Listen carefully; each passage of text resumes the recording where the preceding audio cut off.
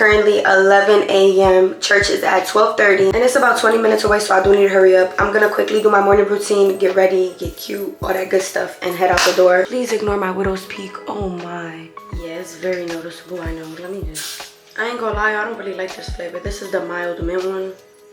Don't get it. I might have dragged it a little bit, but it smells so good. We just made it. Yay! The last Sunday of the month. Well, no, the last Sunday of the year, actually. God bless you guys. I hope that this word is for you if you're watching this. Right now, I'm about to cook some dinner. Pero voy a hacer poquito de arroz con gandules porque yo soy la única que me lo voy a comer. El otro día me hice una ensalada de papa tan rica. This is almost done sofriendo, and then I'm gonna add the water and the rice. Now for the chicken, we're about to flip it over. These are really just around. Delicioso. And this is what the chicken is looking like. Oh, real wifey stuff. You hear me? Shawty is one of a kind. She's the one that's on my mind. Makeup pressed out, she's so fine. New vids posted all the time. Welcome to Queen Stacy, Stacy. Welcome to Queen Stacy, Stacy. Good morning, good morning, good morning. Happy Sunday. I hope you guys are having a blessed day so far. Right now, I'm about to get ready for church. It is currently 11 a.m. Church is at 12:30 and it's about 20 minutes away, so I do need to hurry up. I'm gonna quickly do my morning routine, get ready, get cute, all that good stuff, and head out the door. I gotta brush this crazy hair. I'm really not gonna do nothing to it. I'm gonna bump the ends a little bit. Let me clip this back. Bow. Please ignore my widow's peak. Oh my. I keep shaving it and tweezing it, and look. Yeah, it's very noticeable, I know. Let me just... That's so embarrassing.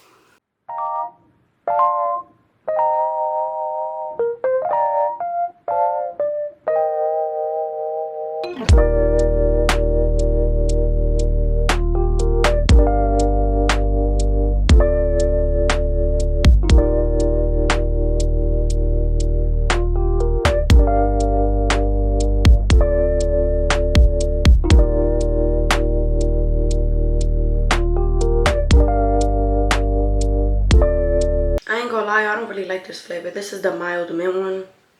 Don't get it. I like the pink one better. When I went to buy it, they didn't have it, so I had to stick to this. I'm about to wash my face really quick with that good Dr. Bonnet. And that time of the month is coming, so I need to keep up before my face break out real bad. I be getting these little face pads from Dollar Tree, and they work really well.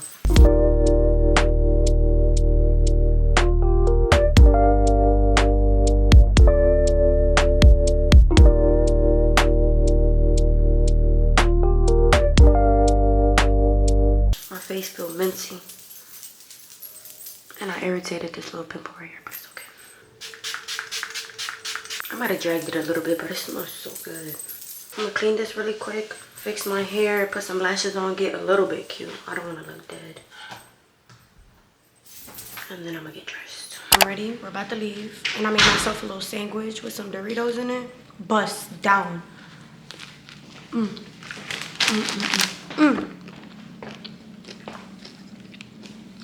All right, y'all, we just made it. Yay! The last Sunday of the month. Well, no, the last Sunday of the year, actually. Very blessed to be able to have came to church today. I hope that this word is for you if you're watching this. God bless you guys. And yeah, let's go feel the spirit. Right, Nicole? Right. Faith to rise. Somebody say rise. Rise. God has been wanting our faith to rise, but this is something that God told me as I was preparing for this Sunday, the last Sunday of 2024, is that God did not just want to do a miracle in your life, but He wanted to use you to do a miracle through your life. Amen. So God is going from you just having an experience to being a participator in it. And I believe that that is the word for many of us in this place. And He was going to not only do the unbelievable, but use us to do the unbelievable. And when I began to think about that, only one person came to mind, and it was Peter. Because Peter's a perfect candidate. Peter was just an ordinary man. He was a fisherman. And God was using him to do the extraordinary. And one of the things that I thought about was Peter walking on water. Now see, this is the thing. A lot of people, majority of us know the story of Peter walking on water. Even if you didn't grow up in church, you've heard the story about him. walking on water. And this is the thing, you may not believe the story, but a lot of us know. But if you don't know it, I'm going to give you the Cliff Notes version. Basically what happened is that Jesus had sent the disciples out. Jesus had 12 disciples, and his three that were his inner circle were Peter, James, and John. Peter, James, and John. Peter, James, and John. Because even though he had a crew, he still had a few people that he could be close with. He had a few people, and that's just a small thing that some of y'all need to take into 2025. It's okay to have a large strength group, but you need to have just a few that's going to pray with you. You need to have just a few who's going to ride with you. You need to have just a few. You need to have a few people that if stuff go down. She said ski mask. Welcome to Blueprint, y'all. But the thing is, you gotta have a few. And Peter was one of those few. And so what happens is that Jesus sends them ahead across the lake, and as they get on the lake, the storm comes and they're buffeted, and this boat is rocking back and forth, and then all of a sudden Jesus walks out and they do what we do, and they're like, yo, something's going on that water, it's a ghost. Something is here to kill us. And then Peter was the only one that was a little intrigued. And he said, hey, Jesus, if that's really you, tell me to come out. And then what we see is that Peter got down, he got out of the boat, he walked it, he took some steps, he finally gets to Jesus. Somehow he gets distracted like many of us do the moment that we're getting close to God, we start turning our eyes. And I'm not here to preach that today. But he turned and he began to sing. And that's the story that we hear about Peter. But can I tell y'all why I get a little angry sometimes? Because we typically talk about Peter as the one who sunk. Majority of the times, Jazz, when we preach this story, we preach about how he fell. We preach about how he almost got to Jesus and then he began to sink. We rarely preach and champion him for walking on water. And you gotta watch people who will define you by your failures and overlook your success. You gotta watch people who will broadcast everything that you did wrong and not tell people about what you did right. You gotta watch people who gonna screenshot the moment that you fall and not publicize it when you do right. No, don't tell them about how I slipped up. Tell them about how I gave you $500 for your rent last month. Don't tell them about where I failed. Screenshot that, Bookie. Do that. Do that. Tell them. She say clock it, right? Tell them about that, Flip. Tell them about what I did right. But you gotta watch, because the wrong people, what they'll do is they'll scream your failures and they'll whisper your accomplishments. That's right. And you gotta watch when people are more in love with what it is that you did wrong than what it is that you did right. It is true. Peter did sing. But before he sunk, walked. Before he fell, walked. Before he ever got under the water, he was on top of it. And you gotta watch people. You gotta watch people. And this is what I hate, that people who never walked on water will talk about somebody who did. You ain't never sat in these shoes. Right. And you want to make decisions about what it is that I did. Right. You don't know what it's like to be sitting over here living this life the way I'm living. People are looking at you and judging your decisions and don't know the road or the path that you had to move. You want to sit here? Let me make it practical. Everybody around, and listen, and definitely don't talk about me when you was too afraid to do it yourself. Hey! Everybody in that boat said it was a ghost. Right. Everybody in that boat was afraid. Nobody wanted to go outside of there. Peter was the only one that was bold enough to say, if it's you, let me come out there, let me make that practical. Everybody in your friend group has said, no, I don't want to be absent, it's too hard, I have needs. And you was the only one that wanted to step outside of the boat. Everybody else around you, smoking it up, blunt to blunt every week. You the only one that says, I'm going to find my peace in Jesus. Everybody else is doing something else. And you were bold enough to step outside of the boat. You want to talk about me? Right. You want to talk about me? The devil went upside your head one time. And you ran back. You faced spiritual warfare one time. And you done shut your mouth. And you walk into church power. It's some of y'all that have been facing spiritual warfare all year. You show up and you still serve. You show up. They don't know what it's like to still hide when your money was in front.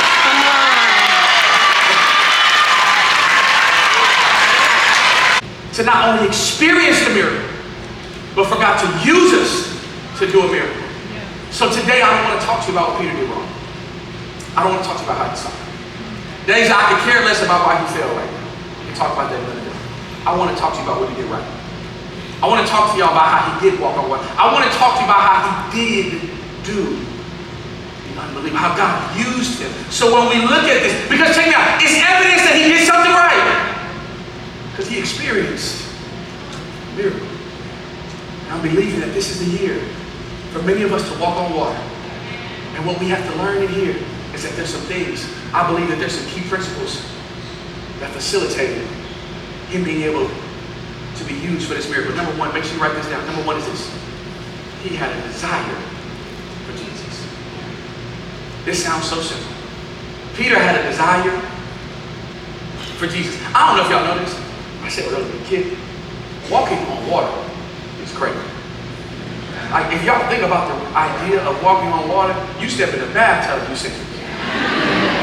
He was in the middle of the ocean. Come on, you feel me, Rick? And this thing, walking on water is crazy. When I was reading the story, it made me think about when I was in college, my last few years, I was living this real dichotomous lifestyle, right? I was here and I was there, and she said, that's a big word. But I was living this, I was in this duality. Some days I wanted to live for God, other days I wanted to live for me. Some days I wanted to give and tithe, and some days my money was mine. And some days I wanted to stop cursing, other days I was just cussing people out. Some days I wanted to be abstinent, other days, y'all know the rest, whatever it was. I was here, and I was back and forth. And then like most of the times when you play with God too much, boom, you hit rock bottom, and he go ahead and he gives you a little pop, and then you gotta sit down. And I was on my knees, and one thing that my parents didn't teach me is that no matter how far I feel from God, when God brings me to my knees, and I'm gonna go right back to him. That's right. And so what happened is that I just, we do. God, if you get me out of this one. Some of y'all prayed that yesterday. That's why y'all at the 12:30. But anyway, God, if you get me out of this one, I'll never do it again. And so I went, and from that moment, I started building my prayer life. I started building my prayer life, and every single day I lived in this apartment complex. I lived by myself, and in the middle of my apartment complex was this big lake. This big lake had a little bridge to go over it, had a fountain. It was all, and so what I used to, every day I would go and I would walk around that lake. Some days would be for 15 minutes, some days would be for 2 hours, every single day. And every day I would walk, and I would just talk to God. Every day I would just walk right there. And I would just talk to him. And it was in this lake that I learned that he's a friend that sticks closer than a brother.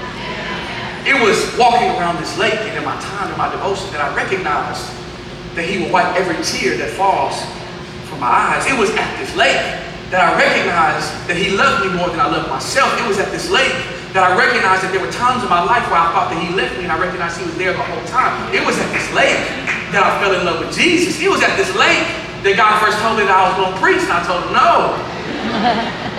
It was at this lake that my life changed. And as I'm walking around this lake, one day I was full of food. Hear me, I was full of food. I had just fasted, real food, not just social media. We'll talk about that later. But I had fasted, and y'all stop making me laugh. But I had fasted, and I'm feeling good. I'm walking around this lake, and I'm telling you right now, I feel like if somebody walked up to me, I'm just boom, be healed. Everybody, I just wanted to. And I started walking, and Tamara, I was walking, and I looked at that lake, and I'm like,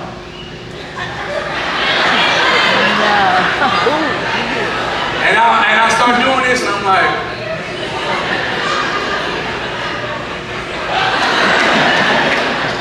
and then I started looking around. I didn't want nobody to see me fall. And I'm like, I'm gonna holler at you tomorrow. And then I just kept walking. And every day, I'm looking at this lake like it's my arch enemy. One day, I'm gonna handle it. So then I got this big courage, and I start walking. You know, when you want to do something crazy, you start telling God, I believe I got the faith of a mustard seed, God. And I just know you're gonna do it. I believe the Bible. I believe everything that you said. I'm gonna go. And I walked out there the next day. Of course I didn't do it. No, I didn't do it. But I walked out there and I'm like, nah, but let me tell you, this is the lesson that I learned. You wanna know why I didn't walk? Because I wanted to walk on water just to be seen. Majority of us want to walk on water because we want people to see us do it. Peter walked on water because he wanted to get to Jesus. Can I check your intentions really quickly? Why do you want what it is that you pray for? When you think about that miracle so often, why do you want it? If you really dive down, why do you want to be promoted in leadership so bad? Are you trying to feel insecurity? Why do you want that? Why do you want God to bless your business so much so you can fatten your pockets and you're never going to put him first in your finances anyway? Wow. Hello. Why do you want what you want? Why do you want? Why are you praying for your miracle? Is it to overarch? Is it to cover up your insecurities and where you feel a void? Why do you want it? Before you check the miracle, check the intention. Yes. Peter walked on water because he was trying to get to Jesus. So I ask you, why do you want it? Because see, this is the thing. I've read the Bible from front to back. I done read all the Gospels. I done looked at everywhere where Peter was in the Bible. Tony, I done read all the letters that Peter wrote himself. Never once in the Bible do I ever see him trying to test it out. Bree, I never see him just trying to walk on water. The only time I see him do something crazy, which walking on water is crazy, is when he was in desperate need for his safety. The only time I saw him make a decision to do something crazy was when he wanted Jesus. I ask you, why do you want it? When we talk about God doing the unbelievable in your life and through your life, in 2025, the first thing we have to check is our intention. We played outside when I grew up. And listen, we was out there, skin knees, and then when it was hot outside, it wasn't nothing like coming to that water hose and drinking right out the hose. But the thing is that when it was raining, we would play inside. And my granny would come, and I know she got taught me this game. It changed my life. It was called red light, green light. And when I was a kid, she would come down and she would say, okay, baby, you gotta go to the end of the hallway. When you're a kid, everything seemed like it was the longest, it seemed like it was a football field. It was probably from here to there. And I would go to the back. I was in my mom's apartment. I would go back to the end of the hallway. My grandma at the front door. When you're trying to get speed, you put your foot against the wall. So I'm sitting there and I'm just waiting. And she would say, green light. Boom, I'll take off. Red light, I'll stop. And then she would say, green light, I'll take off. Red light, I'll stop. And then every once in a while, after she said red light, I'll try to take a little more steps. Because I figured, this is my granny. She loved me, she gonna let me get away with this. And every time she would say, go back. And I'm like, I don't think she really knows the way we're supposed to play. Because I know that in the rule book, you're supposed to let your grandson cheat the game. She would send me back. Green light. Red light. Take a few more steps. She said, baby, we gotta go back. And one day, I got mad. I stomped my little foot. I said, Grandma, I don't want to play no more. And she said, what's wrong? I said, because every time I move, you send me back. And she said, baby, the rules of the game are, when I say green light, you can run as far and as fast as you want to. But when I say red light, you gotta stop. She said, and I said, but I thought you loved me. And she said, me loving you doesn't change the fact that you broke the rules. And no matter how much I love you, if you keep running, when I say stop, you have to learn that there are consequences for you doing what you're not supposed to do. Some of y'all got it. Let me tell y'all something. Some of us are still trying to run into relationships that God said, stop. Some of us are still trying to run into businesses when God said, stop.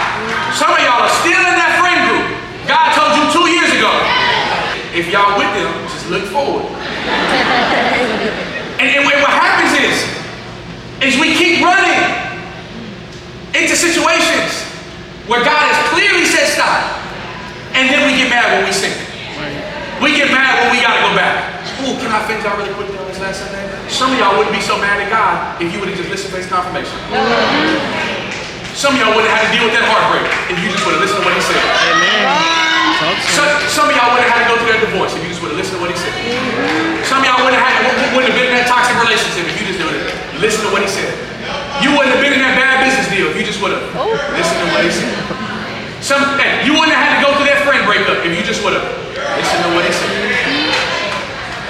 And then what happens is that we do what we want to do, and then we get mad when it don't happen, and we get our little feelings hurt, and then all of a sudden we want to put our disobedience and the blame on God. And now we looking at him like he's not good when we just had an immature understanding of faith. Because what some of us want to do is be more ambitious than we are obedient. And then we put our ambition on God, and then we get mad that he don't do what we asked him to do when it's your fault. Somebody say, it's me.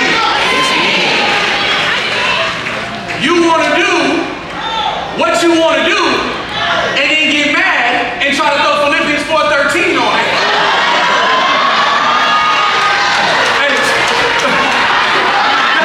I'm telling you, man. You want to know I can do all things through Christ.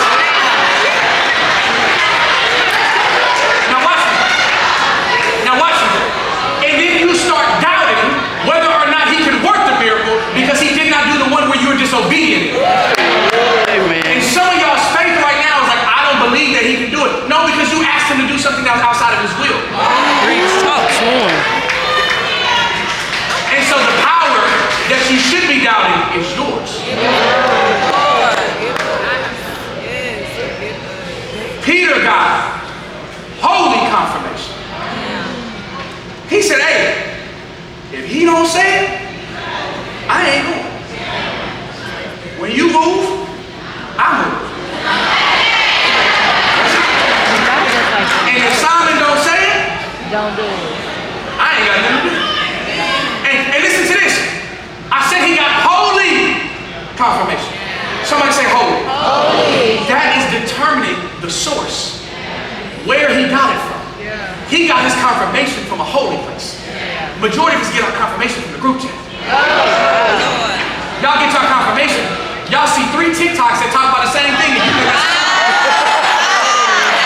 that's what you say? Clock it. You go through not recognizing it, that what you're doing is you're projecting your desire. And the algorithm just caught up with it. And you sit over there talking about, I knew that this was for me. No! A word. You want to get your confirmation from everybody else. The word of the Lord for some of y'all is stop telling people. Stop talking to them about it. If he didn't say it, because what we'll do is we'll know that God is telling us no, and then what you'll do is you'll go find 5 or 6 yes men around you. And you'll start saying, what do you think? Girl, I think you should get back with him. What do you think? Girl, you was happier was it him. The whole time God is saying no, but 6 of your homegirls who are lonely too.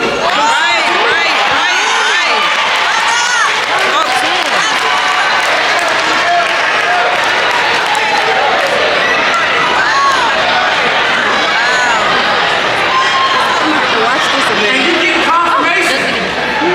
You get confirmation from people who have no authority. And they telling you to do it. Peter was looking for confirmation from one person because he knew this is life or death.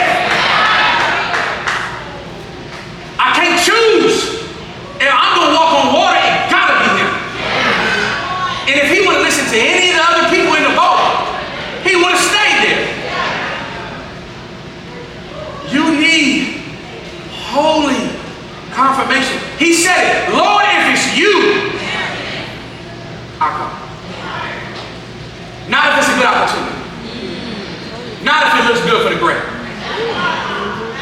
Not if my algorithm told me that. Watch this. Not if the check pay enough. Not if he got enough money. Let me come on this side.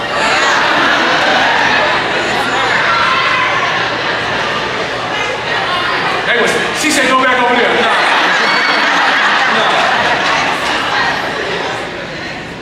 Not if you don't know if you'll find somebody fine.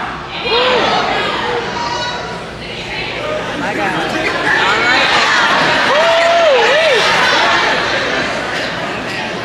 It does not matter because what we do is a lot of us as believers and Christians, we're not obedient, we turn into opportunists.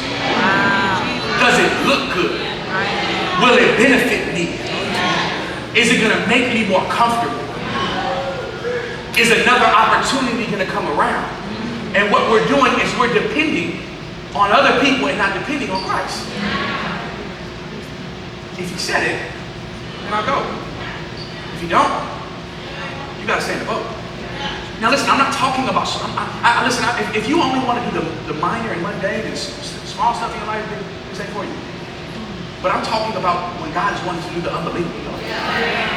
When God is wanting to do something miraculous, you need holy confirmation. I got to know, God, did you say it? Some of y'all need to start telling people, shut up, I'm listening. I don't need, what did he say? And if he says it, I'm good. If he says it, then we can go. But you need holy confirmation. There is no black and white in this one. There is no black and white. I'm in a boat. I'm walking on water. And the only way I'm stepping out that boat is if he tells me. Last thing, we've established your desires and your attention have to be right. You see, we got to be focused, we got to want Jesus. We've talked about needing to hear from him. This last one is the most important. It is the action verb of all of this. And you got to leave your familiar setting. Now hear me. You are going to have, she said, that's crazy. You have to leave the thing that's familiar to you. Can I share this with you? And this might make some of you a little nervous. It's okay. But you're going to have to abandon your comfort zone to walk on water. People who walk on water, doesn't happen from playing it safe. Doesn't happen from staying. I told you this. Peter was a fisherman. He was a fisherman. The boat was where he lived. He was not like some of us who go fishing every once in a while or something. Every single day he was on the boat, if it wasn't for the Sabbath. When Jesus encounters Peter, he's on the boat. One of the first miracles that Peter sees Jesus do is him telling him to cast his net to the other side. And more fish come into the boat than he's able to retain. Peter was always on the boat. And listen to this. Not only was it his life, but the Bible tells us that the boat was buffeting. It was rocking back and forth. And this wasn't a Carnival cruise ship. This was an Old Testament boat. It's rocking. And Peter is in the boat along with the disciples. And the boat is rocking. And I don't know about y'all, but when I face instability in my life, I don't think about getting out the boat. I want to go to where it's home. Can I share this with you? Can I pass you just for the next few moments? Some of us have been married to our comfort zone. And God is going to ask you to step out. Some of us are sitting there and saying, PM, I like my routine. Don't disrupt it. God, I love this relationship. It is my comfort zone. Even though it's not good for me to be comfortable. God, this friend group is anything and everything that I know. I don't want to leave this comfortable here. This has been my lifestyle since I was a teenager. I'm comfortable. And what I'm telling you is that this is what blesses me the most. The Bible tells us that Jesus had come and it says, then Peter got down out of the boat. He got down. He got out of the boat. He got down. He got out of the boat. He began to walk on water. The thing that blesses me is everybody talks about it. You gotta take the first step. It's so important. There's nothing more important than the first step. You gotta take the first step. Lonnie, I disagree. The first step is not what blesses me. The second step, transform my life. You see, because although it's not recorded, the Bible tells that he got down and got all the way out of the boat. Why does it bless him? Because I know what it's like to be a man who was 1 foot in the boat and 1 foot out. I know what it's like let me even be more transparent. I know, as being a pastor, I know what it feels like to be halfway in and halfway. What happens is, the second step blesses me. Because the second step is where he left all his stability. The second step is where he didn't have anything to depend on but Jesus. It was the second step to where he said, God, if it ain't you, I'm out of luck. And let me tell you something. In that second step is where I learned that I can walk on water or I can stay in the boat. But I can't have both. I'm not here to tell you something that someone told me. I'm here to tell you that if God calls you out, the confirmation is holy. He can do the unbelievable. So hear me when I say this. This is not, hear me brother, this is not the year to be halfway in and halfway. I gotta give God everything. And some of y'all sitting there like, man, I've tried it before. No, many of us have tried church, but we haven't tried Jesus. And what I'm saying is God is saying be all in. What does that look like? For some of y'all, the first step is giving your life to Jesus for real. Alright guys, I just got out the shower. I've been editing since I got back from church. But right now I'm about to cook some dinner. Ooh. Cooking with Stacy. Cooking with Stacy. So I have everything laid out. I'm gonna make pollo al horno. Y también me voy a hacer un arroz con gandula al lado. El otro día me hice una ensalada de papa tan rica. And I just feel like ensalada de papa tiene que ir con un arroz con gandules. So. Pero voy a hacer poquito de arroz con gandules porque yo soy la única que me lo voy a comer. I'm gonna try to speak a little bit of Spanglish for y'all since I am cooking a Puerto Rican meal. I'm gonna be speaking Spanish, so bear with me. Alright, I'm gonna start with the baked chicken. The oven is warming up and I had already seasoned this yesterday, but I'm gonna add the rest of it today. It just tastes better when the flavor is like more soaked in. This is so hard, oh my gosh. I'm about to beat it, hold on. Let me roll this up. And I'm gonna use a glove because I don't want my hands to be orange. I clean my chicken with lemon and vinegar. It just cleans it so much better than just water. I'm gonna add a little oil. Wait, maybe I should put this down a little, right? So y'all can actually see what I'm doing. I'm gonna add a little oil. Oh, I dragged it. It's okay, it's okay. Yo, I have a tendency of constantly repeating myself. Like, you feel me? It's okay, it's okay. I don't know why the heck I do that. After you put oil, you're gonna put a little bit of adobo, garlic, paprika. Where's my paprika? Oh, the oven is done. Some paprika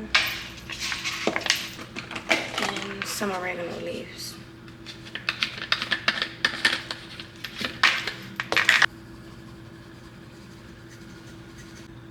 We're also gonna add a little onion powder. And since I don't have homemade sofrito, we're gonna use this one. I'm gonna put 1 cuchara of the green one and 1 cuchara of the red one. I only have 4 chickens, so I don't really have to OD on seasonings and all that. But when you have more chicken, definitely season it way more than I am.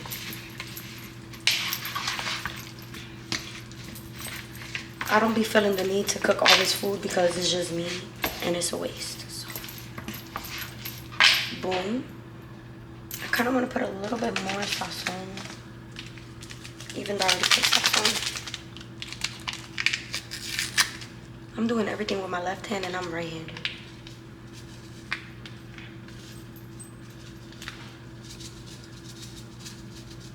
Just a little bit. And some more black pepper.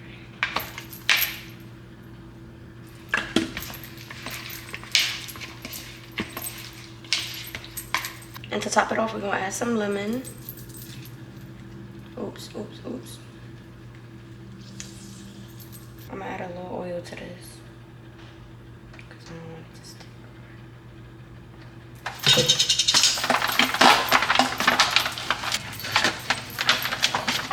Oops. See, I start making a mess when I'm in the kitchen. I'm gonna throw the chicken right there.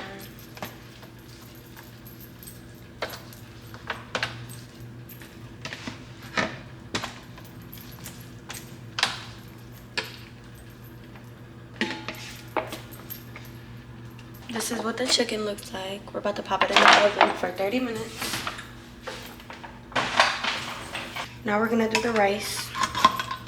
Crack these beans open. Well, they're not beans, they're peas. You can throw some of the juice out, but it does add flavor. I feel like I should just do half because it's just me, right? Basically, you season this how you season beans. Some sofritos. And you also have to add some later so you don't want to OD on the flavor.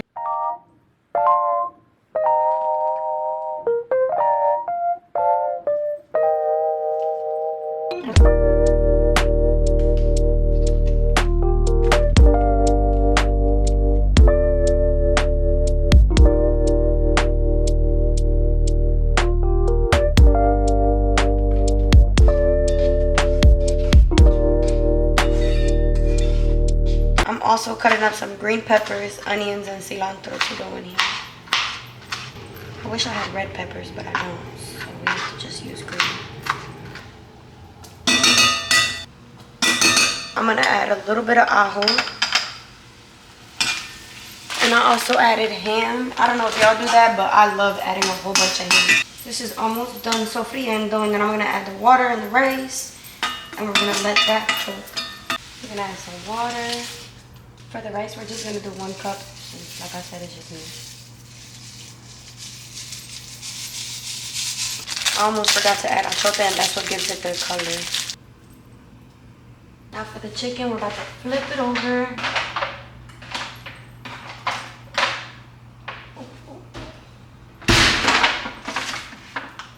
This is how it's looking so far. We're about to flip it, add some butter, some garlic, some onions. Mixing the garlic around.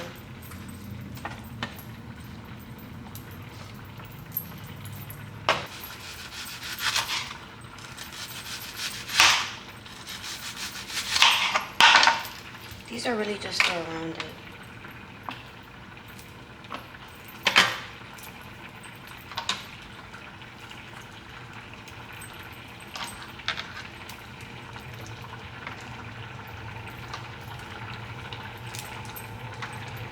I definitely forgot to tell you guys to put salsa de tomate inside of the rice, so make sure you do that.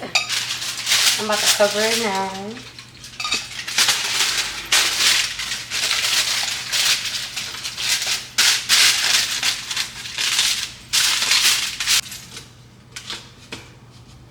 I'm about to pop the chicken back in. I put the onions, the garlic, and the butter.